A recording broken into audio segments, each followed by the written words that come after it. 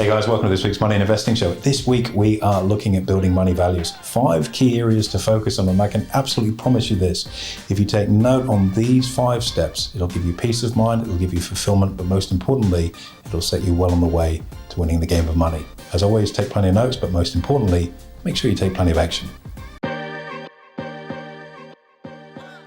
Hey guys, welcome to this week's Money and Investing Show with me, your host, Andrew Baxter, and as always, my offsider and co-host, Mitch Olarenshaw. Looking forward to trading blows today, AB, because we are chatting about a really exciting episode. A bit of a deep dive. We're going to get a little philosophical, but we're also going to keep it quantitative as well. It's how to develop your money values. And we're not just talking about how much to save, but also how much to spend and enjoy and invest.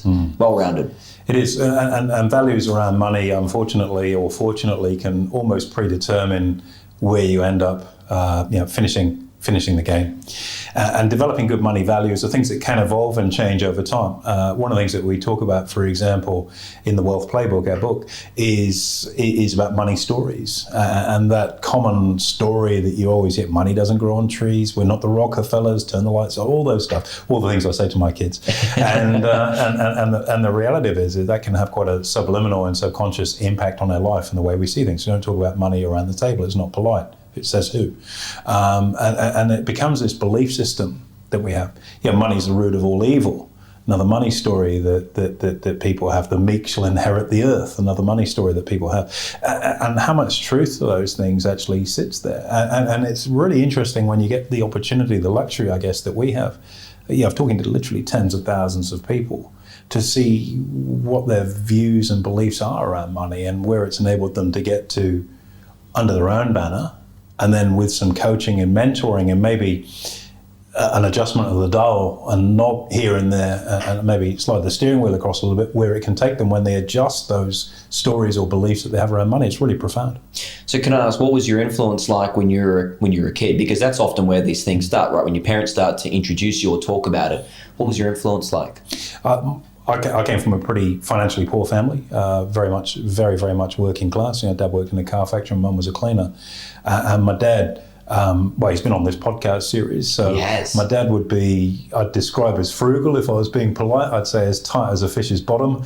If I was father, like son, then obviously. Something like that. And he doesn't like spending it at all. And he's been able to accumulate great wealth through his life. He's worked very hard. He's had some good investments, and he's done especially well. He's been retired for, what's he been retired now? 13, 14, no more than that. 20 years, 23 years he's been retired and he's still saving.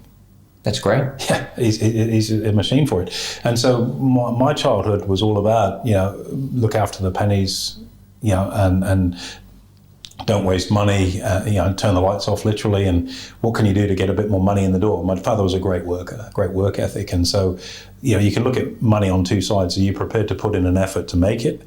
And if you have it, are you frivolous in the way that you spend it? And my father was very blessed and still is insofar as he put a tremendous effort into making it, and he'd be very not willing to spend it, hence why he's accumulated the wealth that he did. And I think to a large extent, that's the model that I inherited.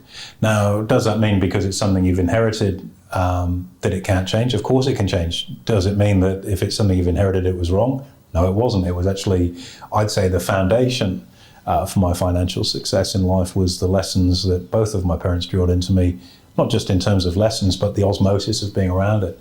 Obviously, I've also added some value to that myself with things I've discovered and learned through my time, but it still comes down to those two things, your ability to create the income side, and then on the other side of the ledger, how you choose to spend that. And I'm getting much better at my willingness to spend. I've also, and I've got my wife to thank for part of that too. We have a family, so, your priorities and focus is certainly shift around in that space. But that work ethic side and that desire for me is a game. It's not about work. It hasn't been work for 20 odd years, but it's been a game that I play with myself that I enjoy, and that is, what can I do to create wealth? That's really interesting. Okay. And if I couple that then with the skills I've acquired, it's kind of, the lessons my dad and mum gave me on steroids. So, those money stories equally can be, very dangerous too, insofar as, live hard, die young. You only get one crack at it. Go hard and spend and have a great day. You're never going to regret spending your money having a good time. And there's some truth to that. And I've done all those things. And that doesn't make you feel better? Probably not. but it's a box to tick nonetheless. In my case, it didn't make me feel better. Maybe for some people it validates them. I don't know. But, I think it's such a complex area to get into. And we spend a lot of time talking about it in the book because it is that foundation that everything else flows from. And then you get to the limiting beliefs like, oh, no, as our family, we're not good with money. That's the story. And guess what? You're right. You're not good with money because you impose this belief system on yourself that you're not good with it. And that's why you're not winning the game, because you've already put the white flag up the mast. You haven't made the effort to either improve this side of the column, the making more, or the spending less, or to get that balance in play. You just put up the flag and go, we're not good with money. That can change in a heartbeat, especially when you get educated, which I guess has been, probably our biggest driver as an organisation for 20 plus years now. Absolutely. I don't know if that answered the question or not, but I'm hugely passionate about it because the words that people say, sorry, I cut you off, the words that people say reflect how they think, and what they think is what they do. It's an interesting because there's a difference in perspectives, and I guess the next point we'll chat about is figuring out what your objectives are. Personally, for myself, I had two polar opposites. So in my household, my dad had no idea what the internet banking password was, had no clue, didn't want to know, didn't really care. Mum, on the other hand, was always in control and knew everything going on. True Italian mama. Right? Good so idea, Sue. I got both perspectives. Nice work, Sue. She's running the show in your house, right? Be organised and know what's going on. Then my dad saying, mate, just relax a little bit. It'll all take care of itself. And that was quite a good lesson in itself. A lot of it comes down to what you actually want, because you could say, I'm going to spend all my money and have a great time, but that was what I wanted, or I'm going to save all my money and invest because that's also what I wanted. So for anyone out there, AB, we've got a foundation in terms of the stories or the preconceived ideas about money that you might have in your head, particularly for our younger listeners. How do you then say, this is what I want to do? Ultimately, it's your journey, and that's a really interesting point, isn't it? So, your objective, your goal is your objective and your goal, and it's not for anybody else to judge you on it and go, that's not very good. Well, what do you mean? You're not even walking in my shoes. You haven't had the life experiences I've had, so who are you to comment on the journey that I've set myself up for? The challenge, I guess, is if at the end of it, you've worked out that you might have climbed the ladder towards the goal you set, but it might have been leaning against the wrong wall.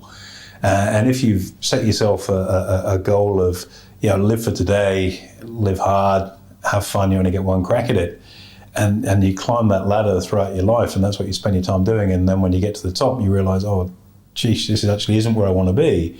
It's very, very hard to turn that around because, unfortunately, building wealth particularly can take time and consistency of effort. And if you've spent a lifetime going down one pathway, there's an awful lot of learning to undo and reprogram in perhaps not a better direction, because it's your direction, but in a direction that may be more likely to get you where you want.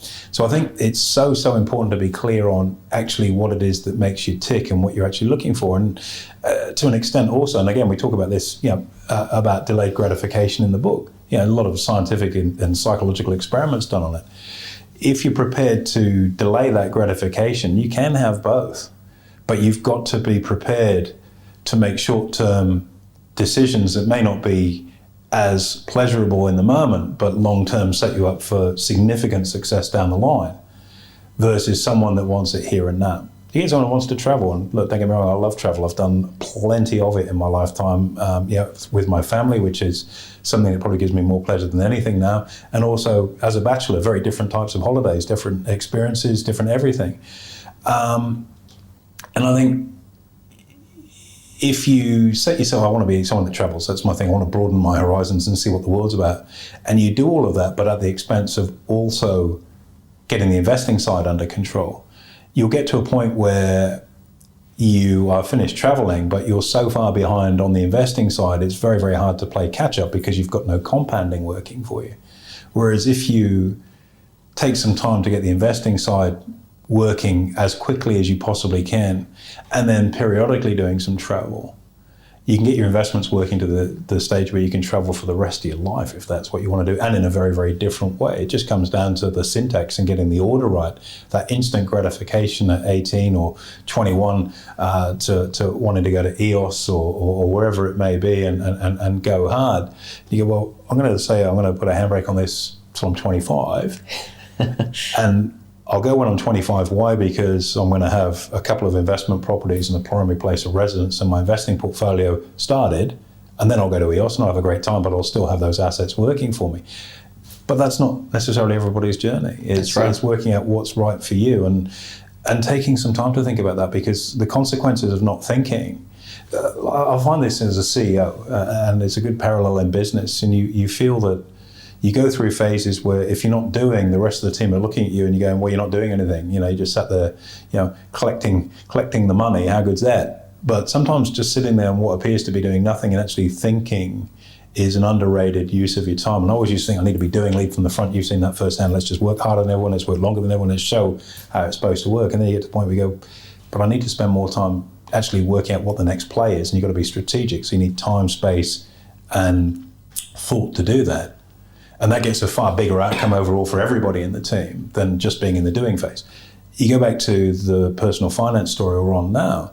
If you don't take the time out to think about what you want because you're so busy just being busy doing stuff, instead of saying, well, I'm going to spend this weekend and next weekend solely working out what I want from life and specifically what those milestones might look like, so I can then chunk it down and break it back to the action steps I need to take this week, today, to make that a reality. That's a very, very good use of time. How many people would spend not even 2 weekends doing this, but maybe 2 hours a year doing this? Very few.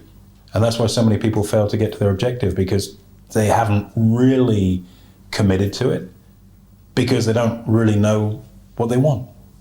It's got to get the horse in front of the cart. That's right. If I can then challenge you on this. Tell me about EOS for your 25th. Yeah, I am looking forward to that. That's right. Well earned. Yeah. Because you've got the game underway, and it's always going to work for you. Even while you're over there having a great time, it's still going to be working for you. That's right. And my partner's on the other end of the spectrum. She is travel now and worry about the rest later. So she'll marry well, I'm sure. Yes, well, I hope she hopes so. If we put our investing and money hats on now, AB, so developing money values, you've got your foundations, you've got your objectives, and let's just make the assumption that your objective is to build wealth in this instance. Two things. Attitude to risk, knowing what that is, and then secondly, developing an investment plan, be it equity market, property market, bond market. Where do you start? What's the process? Understanding risk is pivotal. And again, it's an area a lot of people don't really spend the time thinking about, in that you can't have the rainbow without the storm. So if your expectations are of fairly significant returns on your money, for example, you've got to be open to the fact that things can go wrong with that, unless you've got a really niche strategy, and they do exist, and we run several of them. You have to have that trade-off in play. And so, you really have to look at where you sit on that risk spectrum, and everyone wants to talk about the return. That's me. But when they look at the other side of the coin, which may come with a drawdown in your account, or the percentage for losing chance of losing a reasonable percentage of money, that's not them. And also, you've got to revisit that journey around risk, because it will change through time based on age, number one. Number two, and why age? Because as you get older, you've got less time to right the ship. If you're 20 and it all goes wrong, you get a lifetime ahead of you. 70 is it's done.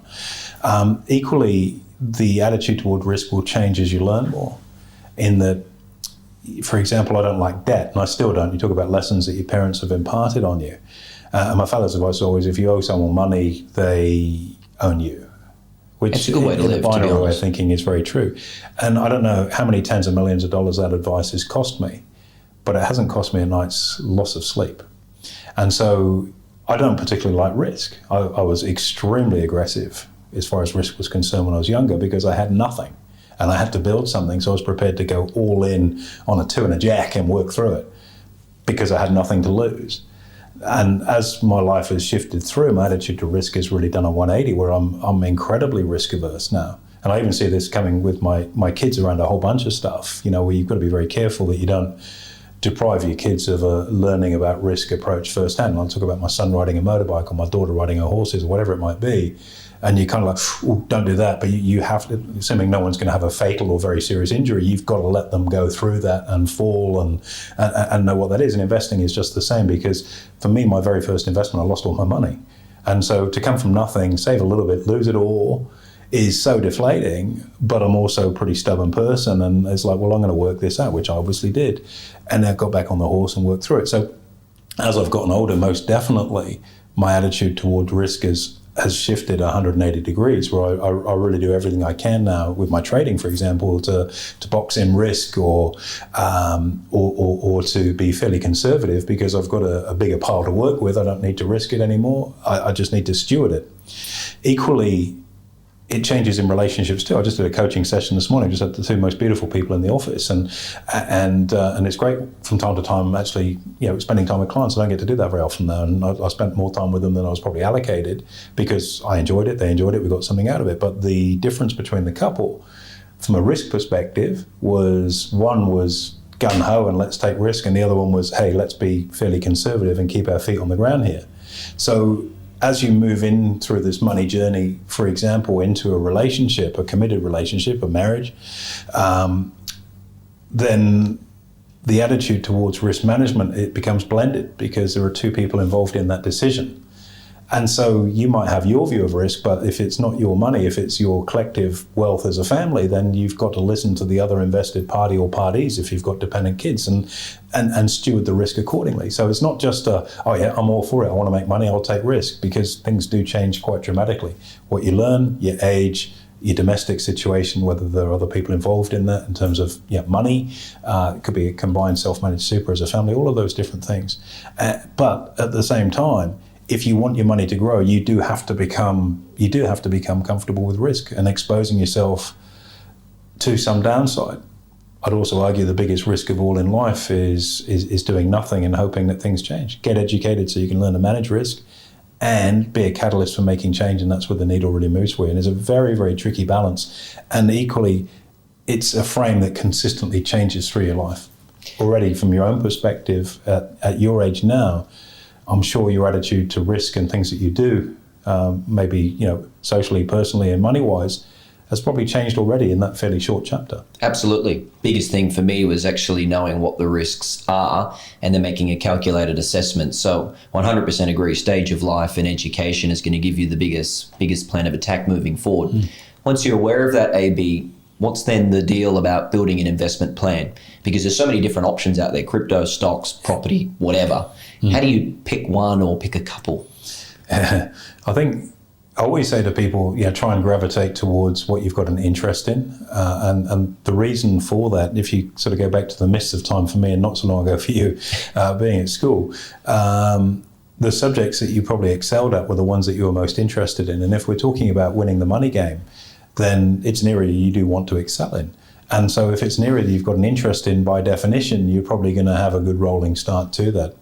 And typically it does fall into one of a couple of camps. Property certainly appeals to most people, because 66% of Australians own a property. And if you've been in a family that own property and see how it can create wealth or intergenerational wealth in some instances, you think, well, that's where I've got to be. And I'm a stock market person. That's been my career for an awful long time now, over 30 years. And yet it hasn't tempered my enthusiasm for the property market, because it's not one or the other. That might be what I do and where my expertise is.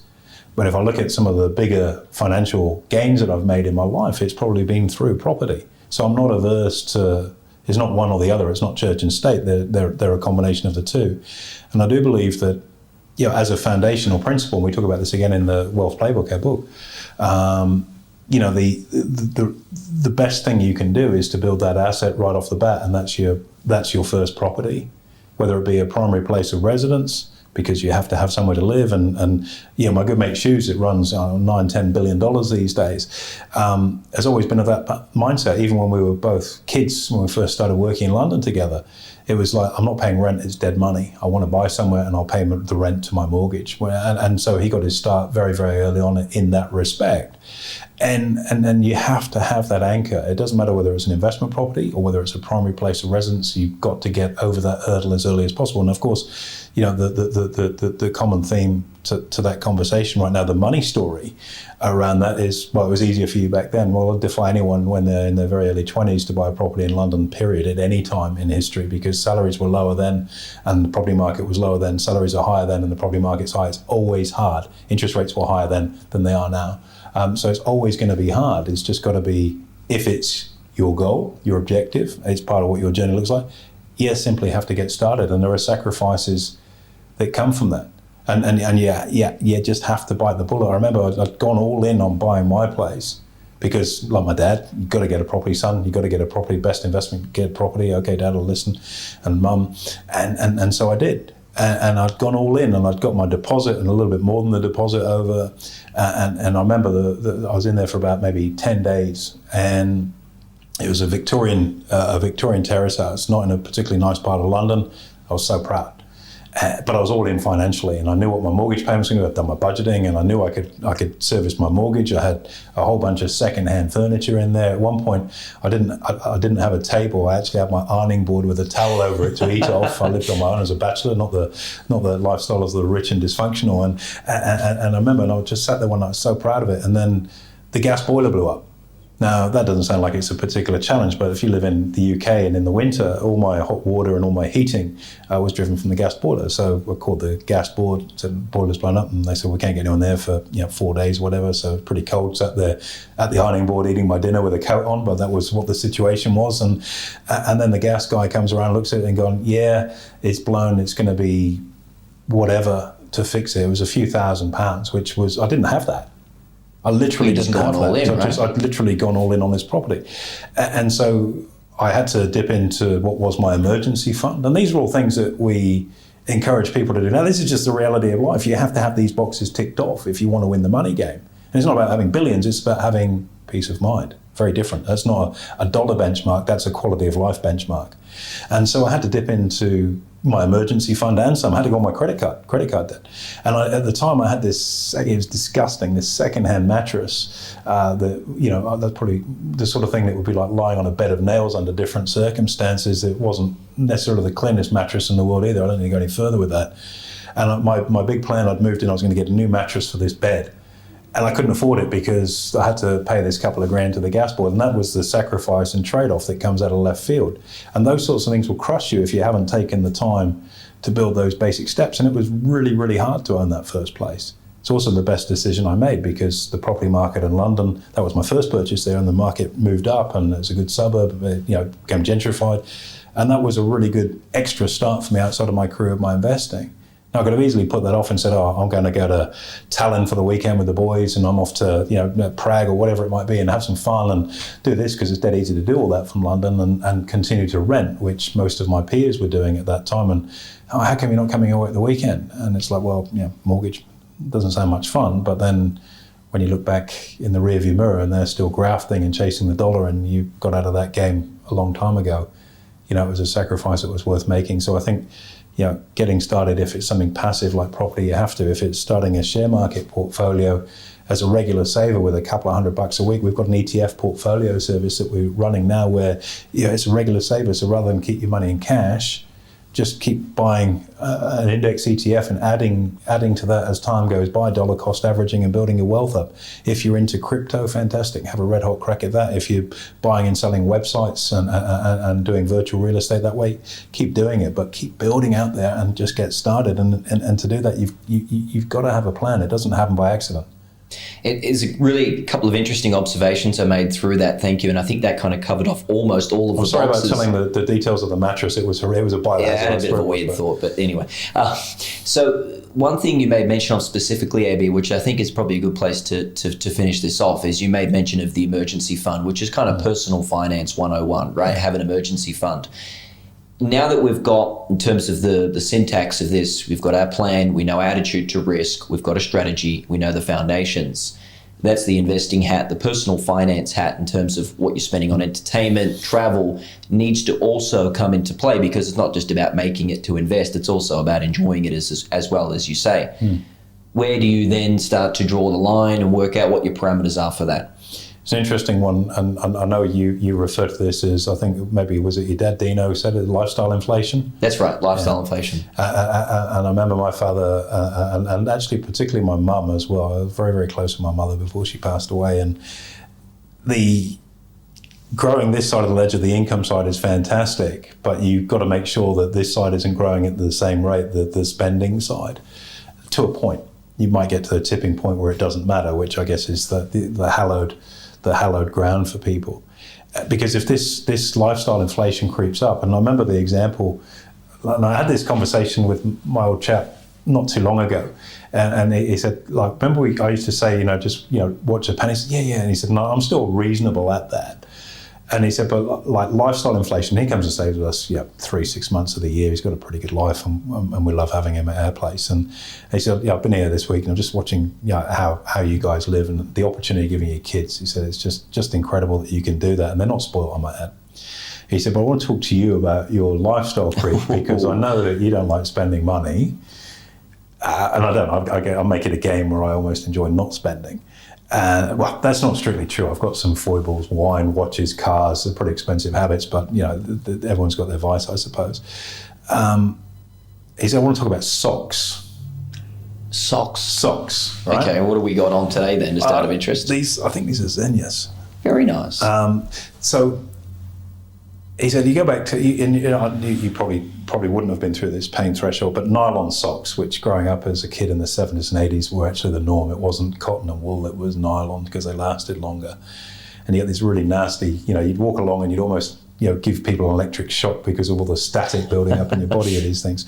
And then you move out of that and you go to, like in the UK, it was like Burton's was the sort of, I guess it'd be like the Lowe's or here in Australia. And then you had Next, which would be the Country Road. And then from there's another level, which might be, I don't know, if we're here in Australia, R.M. Williams. So your socks have gone from nylon at like Pound Stretcher or some cheap shop to Lowe's to Country Road to R.M. Williams. And then you go, okay, now you found you go into Myer or something, they've got various designer socks there. So you got some Calvin Klein socks, so you got your first designer label. Peter Jackson. And then it goes all the way through, and then you're looking at a pair of $150 socks from Xenia, and you're going, what on earth are you thinking? And that's a really good example of lifestyle creep. Now, it's an extreme one. You could argue that you could do the same thing with wine, from a clean skin through to a bottle of Hill of Grace, whatever it might be. Does that improve the quality of your life? What does it actually do for you? Is it about utility? Is it about the feeling that you get within yourself? Or is it the feeling that you elicit from other people? And again, my dad it's quite a personal conversation, actually, when I think about what we've covered, with our conversation today. But I guess we're talking about the journey we go on, starting with our beliefs around money and money stories. And I remember I had a sports car a number of years ago. I had it was an Aston Martin. I always wanted an Aston Martin, James Bond fan. So I remember getting this Aston, and my mum and dad were over, and I was going for a spin with my dad through Main Beach on the Gold Coast. And the key thing with a car like that is you always drive it in first or second gear, so everyone on the planet can hear you and acknowledge your ego, and which is very sad. And I remember my dad saying to me, look, he said, it's a great car. My dad works in the car industry. He said, I'm going to ask you a question. I said, yeah, what's that? And he always asks me hard questions, even though he's not an academic. He knows how to get under my skin really, really well. And he said, where'd you buy this? I said, well, I always wanted one. I remember James Bond. He said, I don't know. He said, it is truly beautiful. Congratulations. Well done. You worked hard. Really proud of you. All the things that are nice to hear from your parents. He said, but did you buy this for you, or did you buy it for how people treat you differently? Because we'd gone to the casino and done something. You just don't ever park it. You just pull in the front of the casino. They want to leave it out the front. You get a nice hotel, leave it out the front. And it was a really interesting philosophical question. So if you go along that lifestyle creep, when you buy stuff that's beyond normal, expensive one-off purchase type things or more luxurious purchases, why are you buying it? Is it for how it makes you feel when you go in the shop, I can afford this? Is it for the recognition that you get from other people? Or is it because maybe it's just a really good quality product, which is also true too. You can go into there are various brands that aren't just a designer label, they're very, very good quality as well. Louis Vuitton's a very good example of that, leatherware and all that sort of stuff. And that's a really good question to ask yourself. What's your motivation for it in terms of, balancing the books? Because if you're in that personal finance mode where you're trying to grow this side and you're trying to get this under control, maybe the filter for the under control side, the spending side, rather than have an immediate instant purchase, I'll take two, is I'm going to go think about this for 24 hours. And the question to ask yourself, do I need it? Do I want it? And if I want it, why do I want it? And I can guarantee you won't buy it. You'll save yourself a fortune. That fortune that you save yourself on avoiding lifestyle creep, You can whack over into an offset account and get your mortgage down. You can whack into your savings account and get your emergency fund. You can whack into your trading account and start building an index tracker that might be like the US market this year on the back of a 30% gain. It's just grown 30% for you this year, a lot better than having a designer pair of socks. It might be the deposit or the start of the deposit you need for your next property. It might be chipping the mortgage down. It's going to be something positive. It might be spending on your own financial education so you know how to make better decisions. Great little safety catch there to stop people falling foul of that lifestyle, because peer pressure is huge. And especially in today's social media dominated world where you've got to be seen to be something. I'd rather be not seen to have peace of mind financially than, I guess, masquerading behind stuff that doesn't necessarily reflect your standing in life. And we've all got friends that have gone out on a limb on their card or buy now, pay later to buy stuff to look cool. They can't afford it, but it's more important for them for the recognition. And there's a long-term price to pay for that. Get yourself started investing in the right way with the right set of priorities, the right focus, the right goals, and you can have all that and more. You just got to be prepared to maybe delay it just a little bit and get the machine working first, and then your money is working for you instead of you working for it. And that involves sacrificing your ego, which is really, really hard to do. But gee, the long-term payoff diagram looks pretty good. Couldn't have said it any better myself, and that is a brilliant way to finish, AB. I won't even add anything to that because I simply can't. Thank you very much. Absolute pleasure, anytime, Mitch. There you have it, guys. Make sure you like, comment, subscribe. Most importantly, hit the notification button, and we'll look forward to hosting you next week.